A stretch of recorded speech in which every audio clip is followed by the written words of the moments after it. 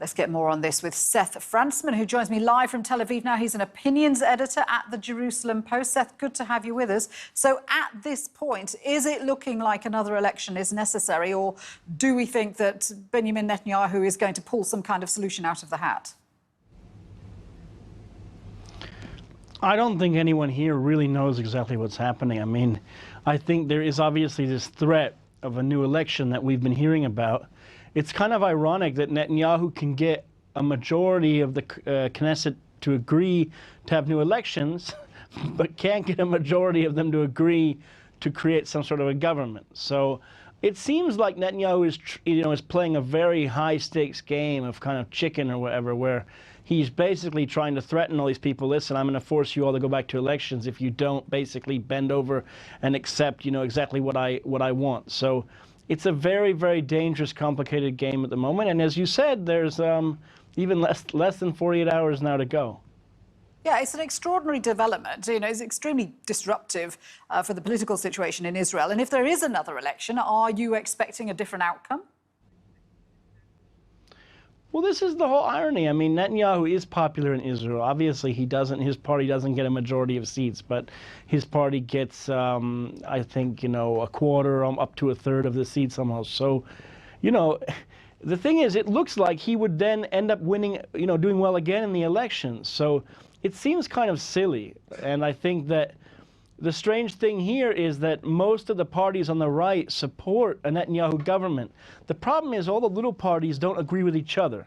And in this case, you mentioned Avigdor Lieberman's right-wing party, but his is a right-wing secular party, whereas he's up against the ultra-Orthodox religious parties who don't want to agree to send many of their younger sons to the army. So it's a kind of complicated thing, and Netanyahu usually thrives on playing these little parties off against each other, which in this case, he hasn't been able to kind of successfully do that. Yeah, and he's got also in the background the possibility of corruption charges. He has had of course, the support of Donald Trump, and Donald Trump sending his son-in-law, Jared Kushner, on a tour of the Middle East, which is going to include Israel. How is the whole political situation playing into that visit? Well, I think in the end of the day, Netanyahu wants to do everything he can do, not only to remain in power because he thinks that he's sort of the savior of Israel, but he also, of course, wants to avoid these corruption charges. So he was trying to get all these little parties to agree to an immunity bill.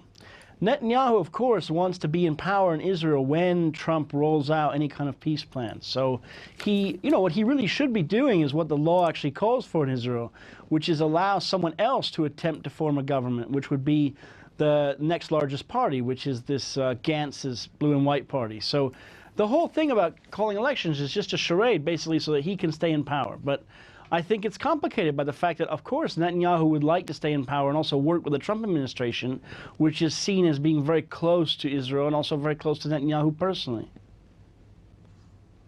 Well, we wait to see how it works out. Seth, thank you very much indeed for that. Seth Frantzman in Tel Aviv there.